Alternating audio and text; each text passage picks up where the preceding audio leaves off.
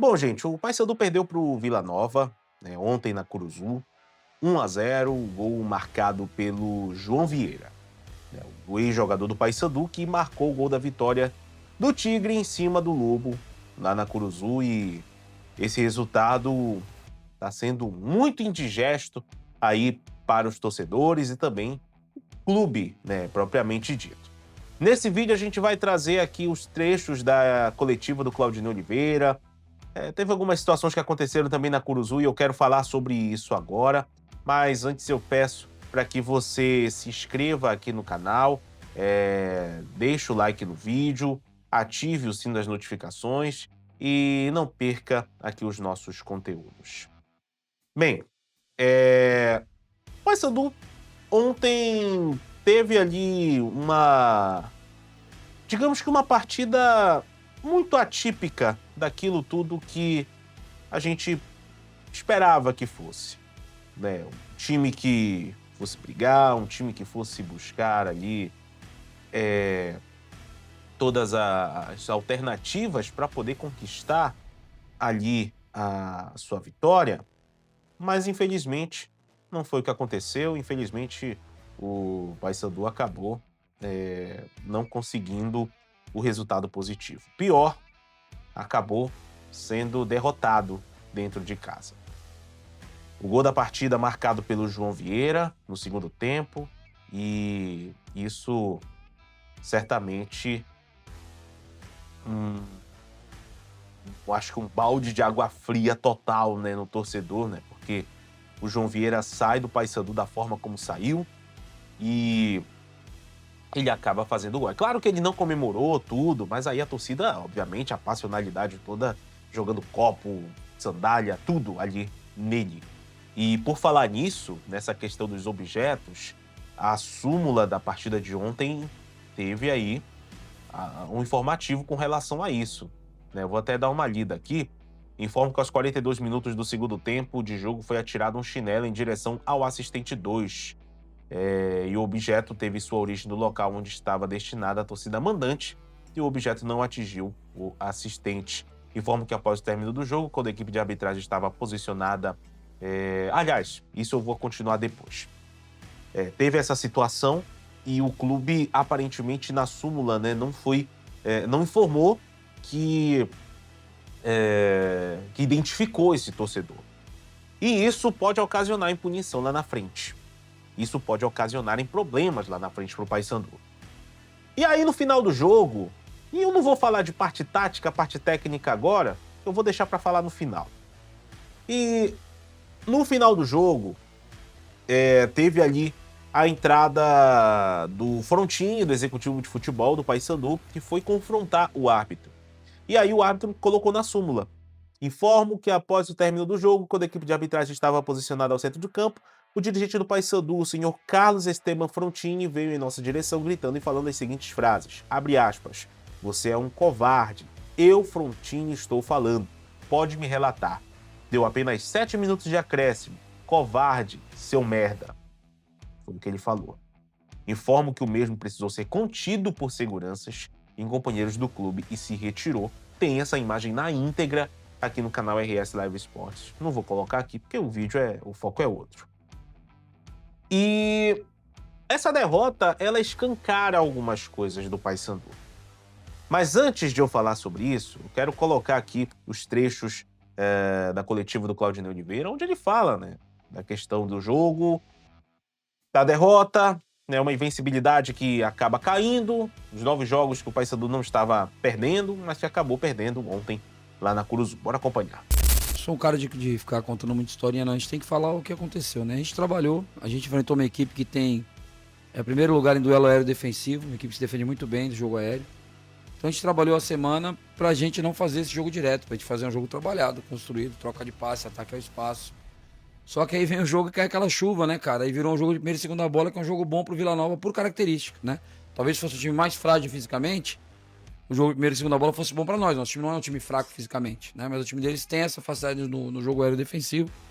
Então tudo que a gente trabalhou pra fazer, né? Desde o tiro de meta pra sair tocando a bola, trabalhando desde trás, criando espaço, progredindo com o passe que a gente trabalhou durante a semana e mostramos na palestra, a gente não conseguiu executar muito no primeiro tempo por causa da condição do gramado. Eu acho que no segundo tempo eles baixaram ainda mais as linhas, ficaram mais defensivos ainda. A gente tentou chegar, acho que a gente podia ter finalizado mais de média distância, é o que nos cabia fazer, não tinha muito como penetrar, eles estavam com a linha bem baixa, puseram, assim como a gente faz no zagueiro na lateral, né, para levar a estatura e para marcar o Garcês. O Garcês era uma boa opção pra gente ali no 1 para 1. Só que os cruzamentos nossos não saíram perfeitos hoje, como saíram em outros jogos, não só do Garcês, de todos, do Marlon, enfim, todos tiveram chance de cruzar. Não foi um cruzamento perfeito, né? Acho que era um jogo para uma bola mais rápida, mais no funil, na entrada da área, do que essa bola cavada.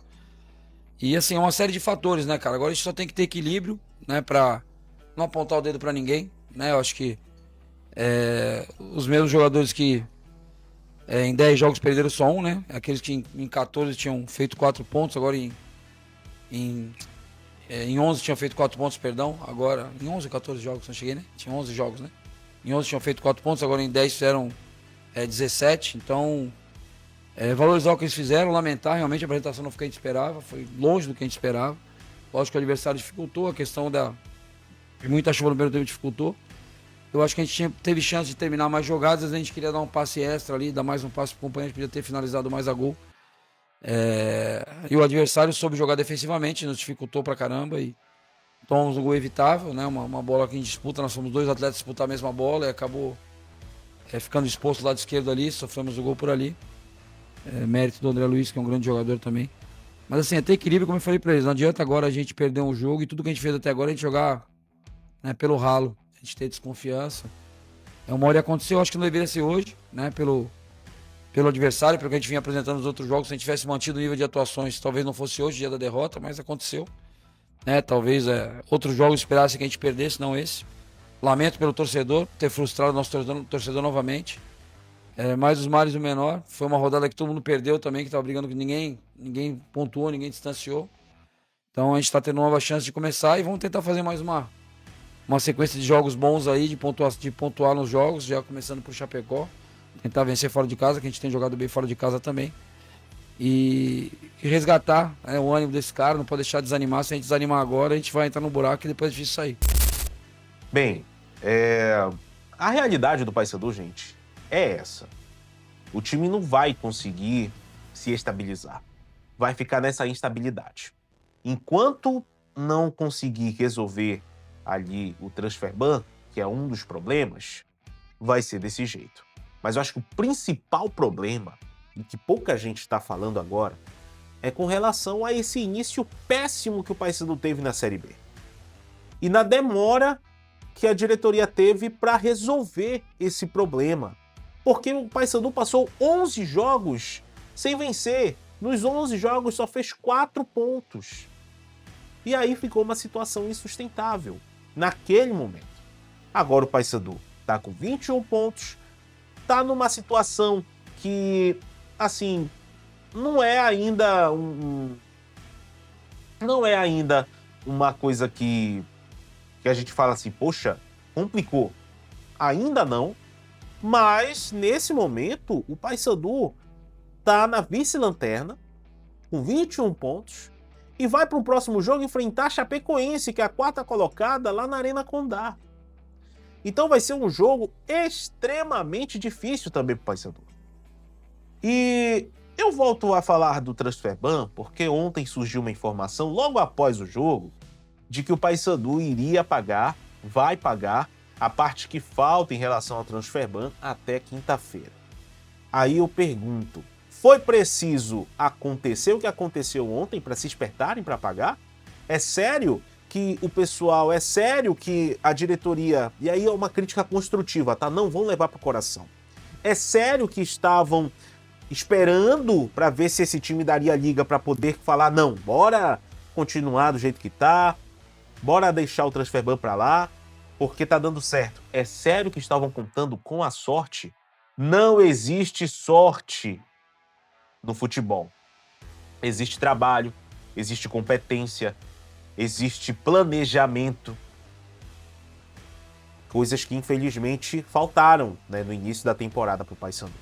E eu fico me saindo como chato, né? Porque eu fui um dos poucos que continuei a falar do Transferban desde quando a informação surgiu e foi trazida pelo José Maria Trindade numa coletiva, olha o tempo, lá atrás, quando o Frontini estava sendo apresentado, né? Então, eu acho que a diretoria do Paysandu precisa resolver essa questão logo, precisa trazer peças. Roger disse ontem em entrevista à Rádio Liberal e também à Rádio Clube que 3 atletas já estão engatilhados, mas para poder contratá-los, precisa resolver o Transferban. Se não resolver o Transferban, esquece. Então, dá tempo de mudar? Dá. Dá tempo de melhorar? Dá. Mas, na minha opinião, o Paysandu chegou no limite técnico e tático e isso só vai se solucionar quando chegarem os reforços. Infelizmente. E aqui, eu quero deixar registrado, para finalizar esse vídeo, que a culpa maior não é do Claudinei, não. Que a culpa maior não é dos atletas, não. A culpa maior é do planejamento, de quem executou o planejamento, de quem fez o planejamento da forma como fez. E se você acredita em sinais, em alertas, o jogo contra o Vila foi aquele alerta. Por isso que a capa do vídeo tá assim, com um monte de sirene e dizendo embaixo, alerta ligado. Porque o alerta ele tá ligado. E ele tem que estar ligado agora, para poder tirar o Paysandu dessa situação incômoda na Série B do Campeonato Brasileiro. Mas e aí, torcedor, fala a tua opinião.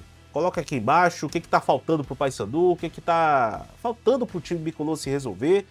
E eu quero te ouvir. Coloca a tua opinião. Te inscreve aqui no canal, deixa o like no vídeo, compartilha esse vídeo e não perca aqui os nossos conteúdos do canal RS Live Esportes. Agradeço pela sua companhia, agradeço pela sua audiência e continue ligado aqui nos nossos conteúdos.